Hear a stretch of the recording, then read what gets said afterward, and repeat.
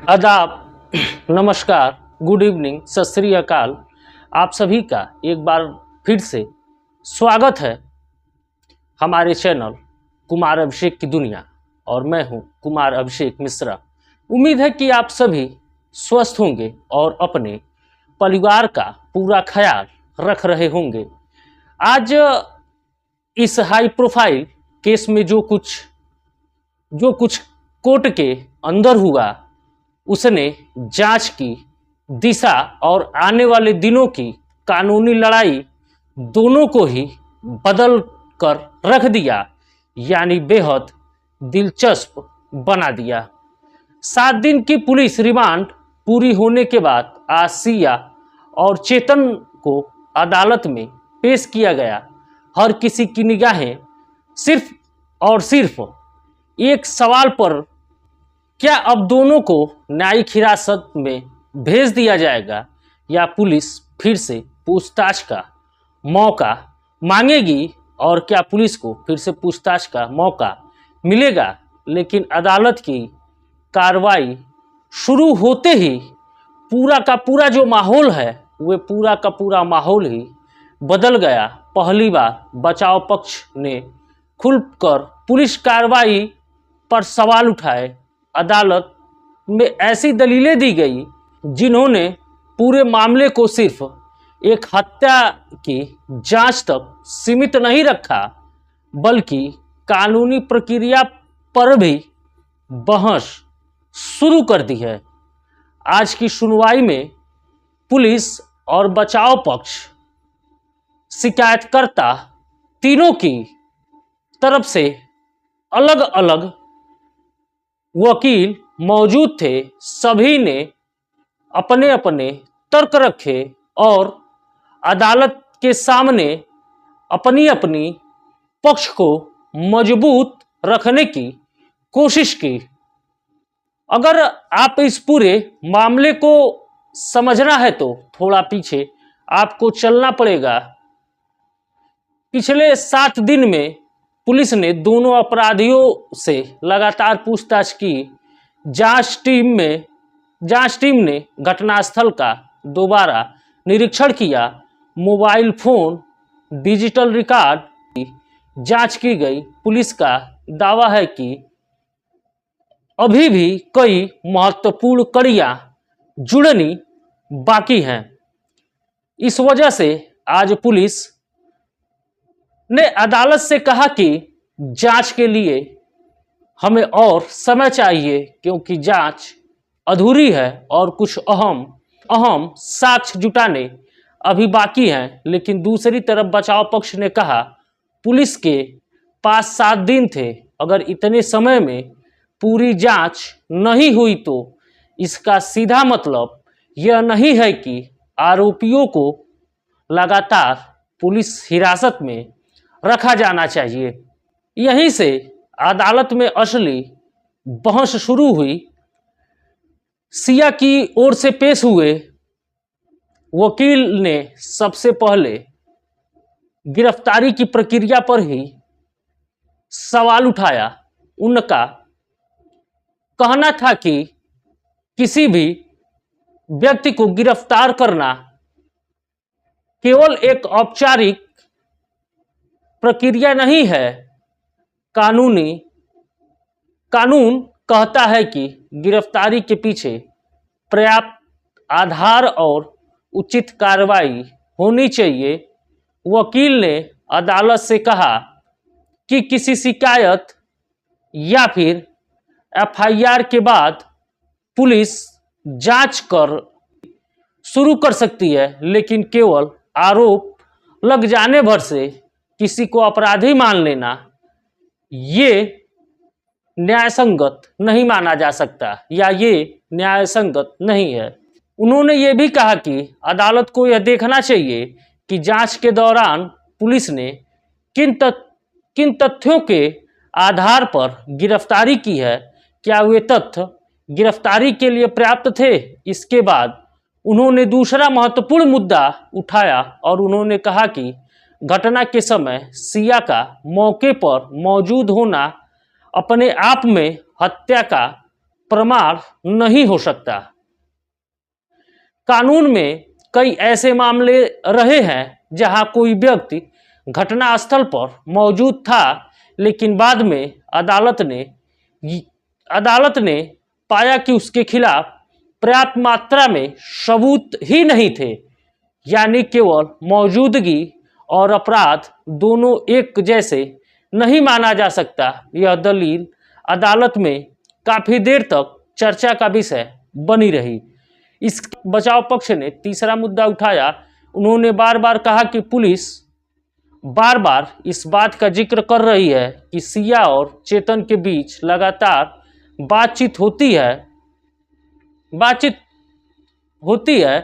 Phone call, message और chat, इन सब का रिकॉर्ड जांच में शामिल है। लेकिन वकील का कहना था कि दोनों के बीच बातचीत होना अपने आप में किसी आपराधिक साजिश का सबूत नहीं माना जा सकता।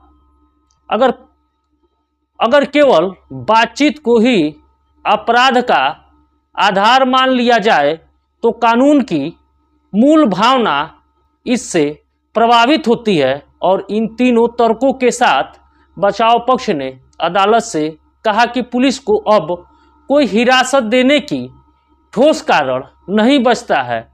लेकिन कहानी यहीं पर खत्म नहीं हुई, क्योंकि इसके बाद पुलिस ने अदालत के सामने जो बातें रखी, उन्होंने दूसरी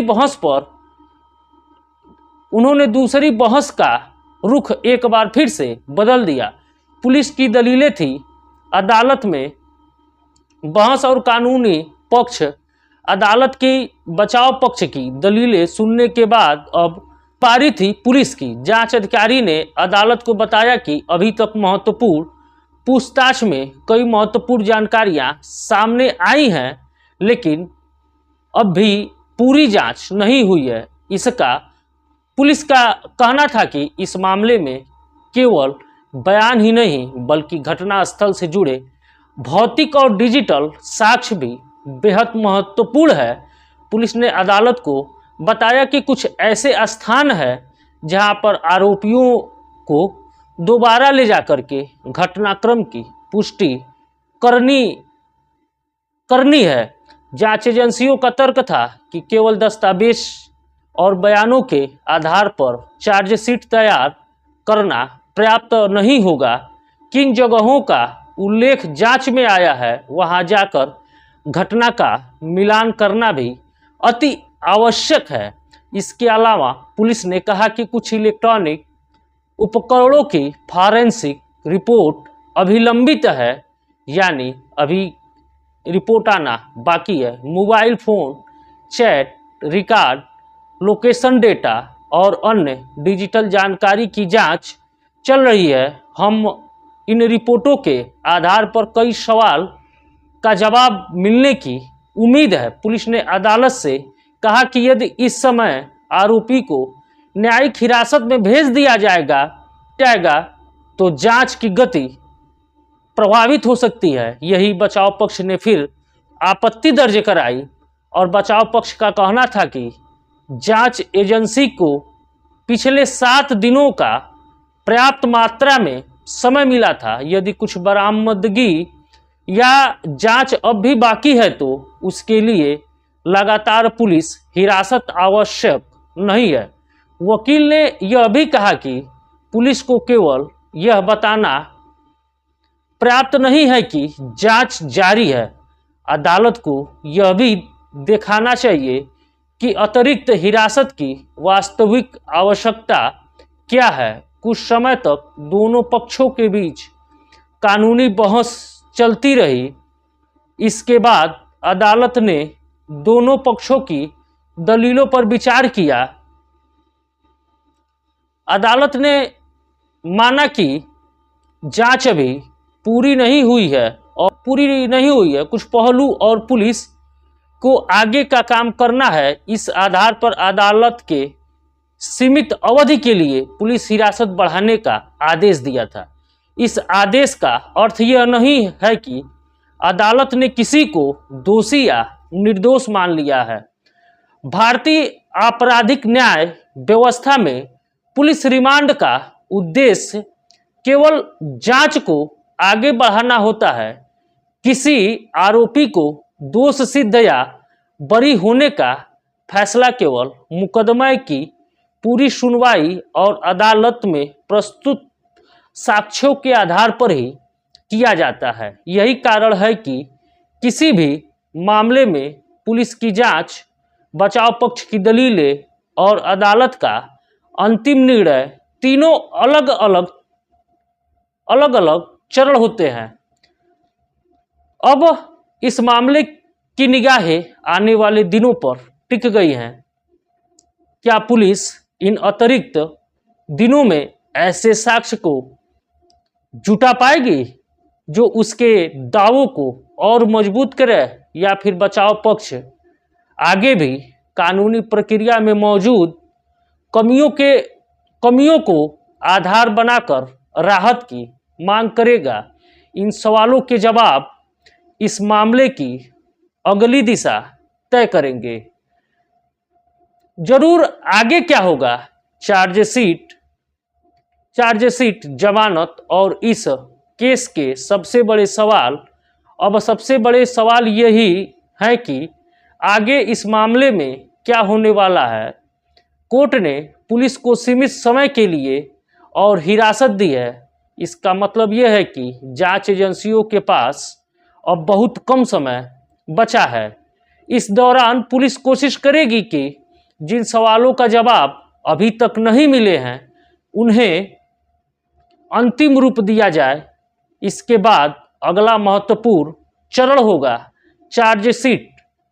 चार्जशीट केवल एक औपचारिक दस्तावेज नहीं होती है, यही वह आधार होती है जिस पर आगे पुलिस मुकदमा चलता है, को अदालत को बताती है कि कौन कौन से साक्ष्य जुटाए हैं, किन किन गवाहों के बयान के लिए कौन कौन सी फॉरेंसिक रिपोर्ट मिली है और क्यों उसे लगता है कि आरोपियों के खिलाफ मुकदमा चलाया जाना चाहिए। लेकिन यह बात हमेशा याद रखनी चाहिए कि चार्जशीट दाखिल होने का मतलब ये नहीं है कि आरोप सिद्ध हो गए हैं। यह केवल जांच एजेंसियों का पक्ष होता है। इसके बाद अदालत हर साक्ष्य को परखेगी और बचाव पक्ष को भी पूरी अवसर मिलेगा कि वह उन साक्ष्यों पर सवाल उठाए। यही भारतीय न्याय व्यवस्था की सबसे महत्वपूर्ण विशेषता है। अब बात करते हैं जमानत की। अक्सर लोग सोचते हैं कि अगर किसी आरोपी को जमानत मिल गई तो इसका मतलब वह निर्दोष है, जबकि कानून ऐसा कतई नहीं मानता कि अगर किसी को जमानत मिल गई तो वे निर्दोष है।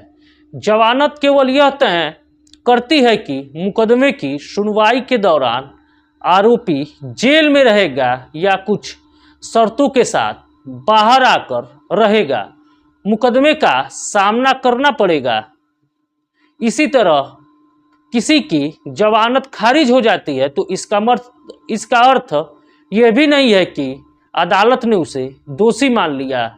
दोषी या निर्दोष होने का फैसला केवल ट्रायल पूरा होने के बाद ही किया जाता है। इसी वजह से इस मामले में भी आने वाले दिनों में जमानत को लेकर कोई नई अर्जी दायर होती है तो अदालत उपलब्ध साक्ष्यों की जांच की स्थिति और कानून के प्रावधानों को देख करके फैसला करेगी। अब सवाल यह है कि पुलिस के सामने सबसे बड़ी चुनौती क्या है। पहली चुनौती है हर दावे को मजबूत साक्ष्य से जोड़ना। दूसरी चुनौती है कि डिजिटल और फॉरेंसिक सबूतों की विश्वसनीयता। तीसरी चुनौती है कि अदालत के सामने ऐसी घटनाओं की श्रृंखला को प्रस्तुत करना जिसमें हर कड़ी एक दूसरे कड़ी से जुड़ी हुई हो और बीच में कोई बड़ा संदेह न रह जाए। वही बचाव पक्ष की रणनीति बिल्कुल अलग होगी। वह जांच की प्रक्रियाओं में और साक्ष्यों की स्वीकार्यता के गवाहों के कानूनी प्रक्रिया के पालन पर सवाल उठा सकती है। अगर कानून भी कोई गंभीर कानूनी कमी दिखाई देता है तो बचाव पक्ष उस पर भी अदालत के सामने प्रमुख मुद्दा बना सकती है। यही वजह है ऐसे मामलों में केवल भावनाएं नहीं बल्कि साक्ष्य और कानून का सहारा लिया जाता है होते हैं। दोस्तों, ये रही आज की घटना और आज की वीडियो। उम्मीद है कि ये वीडियो आपको पसंद आई होगी। अगर वीडियो आपको पसंद आई हो तो कृपया वीडियो को लाइक करें, साथ साथ चैनल को सब्सक्राइब करें।